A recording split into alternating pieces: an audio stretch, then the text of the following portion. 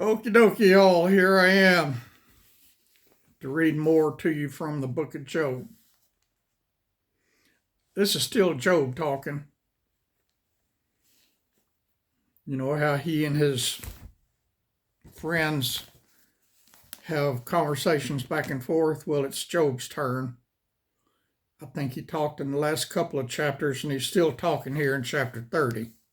That's where we pick up right now. I'll do chapters 30 and 31 for you this evening. I got something in my mouth, and I haven't been eating. Hang on a minute.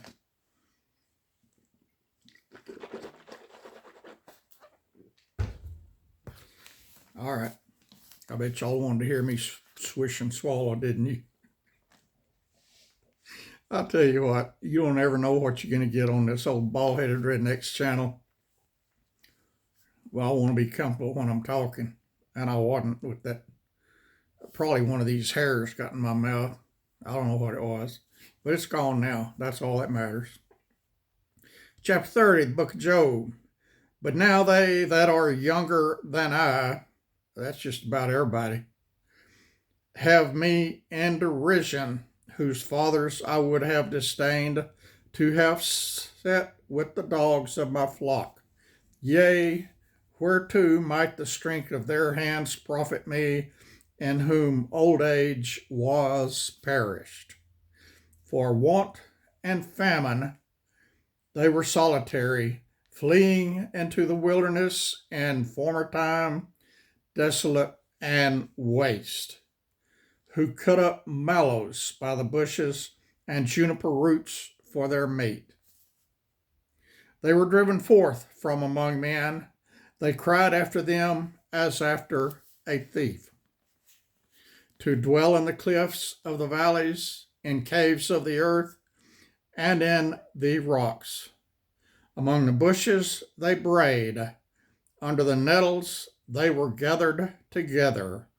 They were children of fools, yea, children of base men.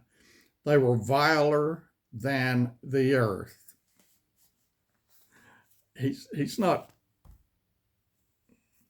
he's speaking his mind, y'all. And now I am their song, yea, I am their byword. They abhor me. They flee far from me, and spare not to spit in my face.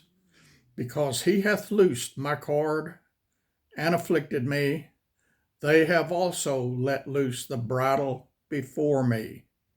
Upon my right hand rise the youth.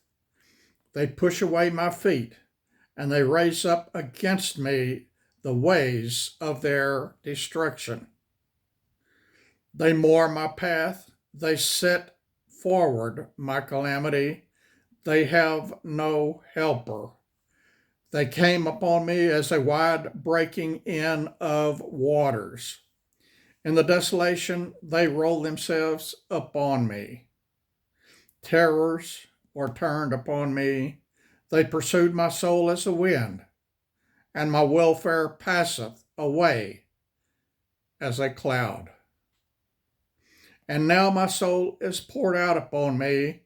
The days of my affliction have taken hold upon me. My bones are pierced in me in the night season, and my sinews take no rest. By the great force of my disease is my garment changed. It bindeth me about as the collar of my coat. He hath cast me into the mire, and I am become like dust and ashes. I cry unto thee, and thou dost not hear me. I stand up, and thou regardest me not. And let me say something right there, y'all. He said, this is Job speaking. He said, I cry unto thee, and thou dost not hear me. I guarantee you, God heard him. I guarantee it. I know the situation Job was in. I know, I've been there. I know it feels like God does not hear, but He hears. And He's waiting for the right time to come back into Job's life and into my life, and things will be a gazillion times better than they were before. He heard him. I guarantee you He heard him. And when you cry out to God and He doesn't answer right away, you think He didn't hear you, I guarantee you He heard you. Friend, it hurts. I know it hurts. I've been there many times. But when He answers you, everything is going to be all right. And He's going to answer you. Just be still and know that He is God. That is Psalm 46:10. Long ways from where we're at now. Be still and know that I am God. All right, let me continue on. Verse 21 of chapter 30. Thou art strong. I'm seeing stuff that's not even there. Thou art become cruel to me. With thy strong hand thou opposest thyself against me. Thou liftest me up to the wind. Thou causest me to ride upon it, and dissolvest my substance. For I know that thou wilt bring me to death, and to the house appointed for all the living. Howbeit he will not stretch out his hand to the grave, though they cry in his destruction. Do not I weep for him that was in trouble? Was not my soul grieved for the poor? When I looked for good, then evil came unto me. And when I waited for the light, there came darkness. We can all relate to these verses here. I guarantee you. I can. And I bet you every one of you can too at one time or another in your life. When I looked for good, then evil came unto me. And when I waited for light, there came darkness. My bowels boiled and rested not. The days of my affliction prevented me. I went mourning without the sun. I stood up and I cried in the congregation. I am a brother to dragons and a companion to owls. My skin is black upon me from all the boils that are rotten that Satan put on him. My skin is black upon me, and my bones are burned with heat. He was in extreme pain, y'all. Extreme pain. I feel sorry for him. I started to say he didn't deserve that, and he didn't. But God allowed Satan to do it.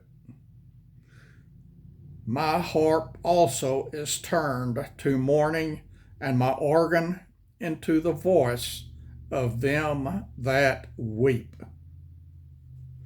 Chapter 31, still Job talking some more. I made a covenant with mine eyes, and when should I think upon a maid? For what portion of God is there from above, and what inheritance of the Almighty from on high?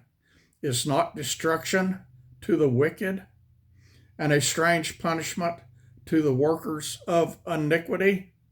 Doth not he see my ways, and count all my steps? If I have walked with vanity, or if my foot hath hasted to deceit, let me be weighed in an even balance, that God may know mine integrity. God knows his integrity. God even told Satan about Job's integrity. Verse 7. If my step hath turned out of the way, and mine heart walked after mine eyes, and if any blot hath cleaved to my hands, then let me sow, and let another eat. Yea, let my offspring be rooted out. If mine heart have been deceived by a woman, or if I have laid wait at my neighbor's door. Then let my wife grind unto another, and let others bow down upon her. For this is an heinous crime, yea, it is an iniquity to be punished by the judges. For it is a fire that consumeth to destruction, and would not root out all mine increase. If I did despise the cause of my manservant or my maidservant when they contended with me, what then shall I do when God riseth up? And when he visiteth, what shall I answer him? Did not he that made me in the womb make him? And did not fashion us, and did not one fashion us in the womb? If I have withheld the poor from their desire, or have caused the eyes of the widow to fail, or have eaten my morsel myself alone, and the fatherless hath not eaten thereof, for from my youth he was brought up with me as with a father, and I have girded her from my mother's womb. If I have seen any perish for want of clothing, or any poor without covering, if his loins have not blessed me, and if he were not warmed with the fleece of my sheep, if I have lifted up my hand against the fatherless when I saw my help in the gate, then let mine arm fall from my shoulder blade, and mine arm be broken from the bone. For destruction from God was a terror to me, and by reason of his highness, I could not endure. If I have made gold my hope, or have said to the fine gold, Thou art my confidence, if I rejoiced because my wealth was great, and because mine hand had gotten much, if I beheld the sun when it shined, or the moon walking in brightness, and my heart hath been secretly enticed, or my mouth hath kissed my hand, this also were an iniquity to be punished by the judge, for I should have denied the God that is above. If I rejoiced at the destruction of him that hated me, or lifted up myself when evil found him, neither have I suffered my mouth to sin by wishing a curse to his soul. If the men of my tabernacle said not, Oh, that we had of his flesh, we cannot be satisfied. The stranger did not lodge in the street, but I opened my doors to the traveler. And I covered my transgressions as Adam by hiding mine iniquity in my bosom. Did I fear a great multitude, or did the contempt of families terrify me, that I kept silence and went not out of the door? Oh, that one would hear me.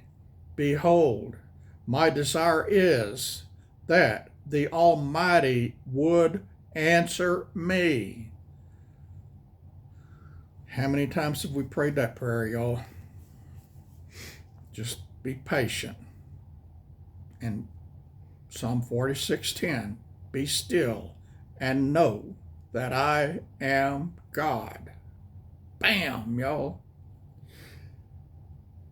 And that mine adversary had written a book. Surely I would take pity upon my shoulder and bind it as a crown to me. I would declare unto him the number of my steps. As a prince would I go near unto him.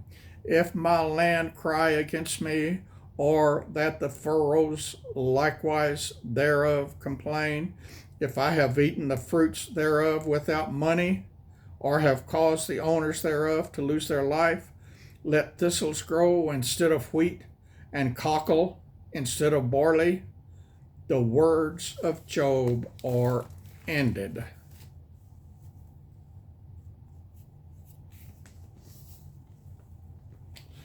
That was chapter 30 and 31.